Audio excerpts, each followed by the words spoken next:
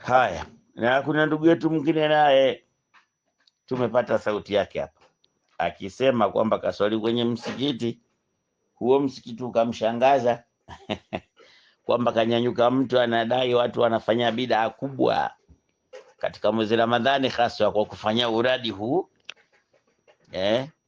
Yule bwana akaponda mwisho wa kuponda kwake, akikataza kwamba watu wasifanye huo uradi. Huo uradi ni bidaa, hauna alaka yoyote na mwezi Ramadhani wala na katika adhikari zake.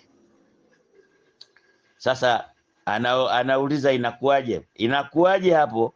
Alopata mtihani ni wewe, manake umekwenda kuswali msikiti ambao siwo watu wenye dini yao, wenye akili na wenye maelekezo sahihi wanapotakiwa kusali. Umepotea, yani wewe ndio uliopotea kwenda kuswali kwenye msikiti huo.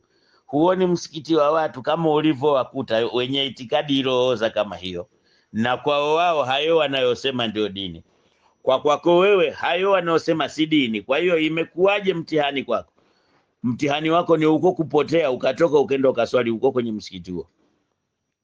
Huo ndio mtihani wako.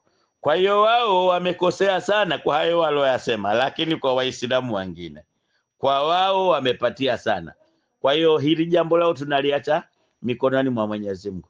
Ni wahuni ambao uhuni wao ni pamoja na hayo wanaozungumza.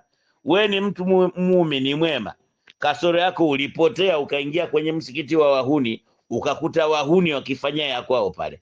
Sasa hiyo sio dini. Ina maana wewe ndio unatakiwa kuchemsha akili, ujue umeenda sehemu si sahihi, utoke mbio mbaya sana wende sehemu ambapo sehemu sahihi zilipo, na ndipo hapo tunapoambiwa sawa, hebu jaribuni kujihusisha na dini, lakini katika maeneo ambayo watu wa dini yenu na watu wa imani yenu na watu wa mfumo wenu wapo. Ina maana hapa sasa, kama ungelikuwa ni mwanachuoni labda ukawa umekera, ungeanza mabishano kwenye eneo lao wale wahuni, kisha wakakupiga au wakakufanya kitu kibaya, ukakosa utetezi pia. Watakwambia umekuja kutuchokoza kwenye eneo letu la kuabudu.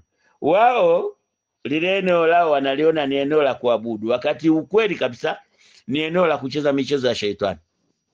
Na michezo ya sheitani ndio maneno kama hayo uloyasikia wanayazungumza. Wao ni mashetani wakizungumza maneno ya kishetani, lakini kwenye mahala panapoonekana na sura kama ya Kiislamu.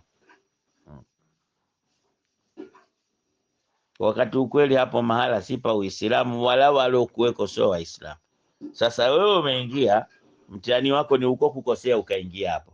Ukitoka hapo kimbia, usirudi tena, sawa? Kwa sababu wewe ndio uliokosea kwa kuingia hapo.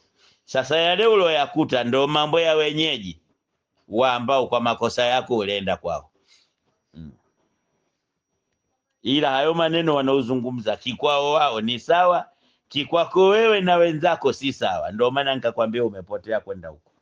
Hizo ni hadithi za Bwana Mtume sallallahu alaihi wasallam ambazo zimethibiti na ziko nyingi tu, sawa, kwamba hayo wanaoyafanya watu ni maagizo ya Bwana Mtume sallallahu alaihi wa alihi washabi wasallama. Ila hapo ulipokwenda yakageuzwa kwamba si maagizo ya Mtume wala si dini kufanya hivyo, wala si katika adhkari za Ramadhani. Kwa hao watu ulowakuta na hapo ulipowakuta, toka hapo uende mahala kwengine, utakuta watu ambao kwao hao watu na hapo mahala ulipowakuta hizo ndizo adhkari za mwezi Ramadhani. Watakuonyesha na vitabu na mahala, sawa, hayo maneno yalipo katika hivyo vitabu. Kwa hiyo ulikosea wewe kwenda hapo, ndipo ukayakuta hayo uloyakuta, amba ndo mambo ya wenyeji ulowakuta hapo. Wao wamepotoka sana, lakini kwa upotofu wao huo wanajiona wameongoka sana. Maadamu umeshashtuka, kimbia.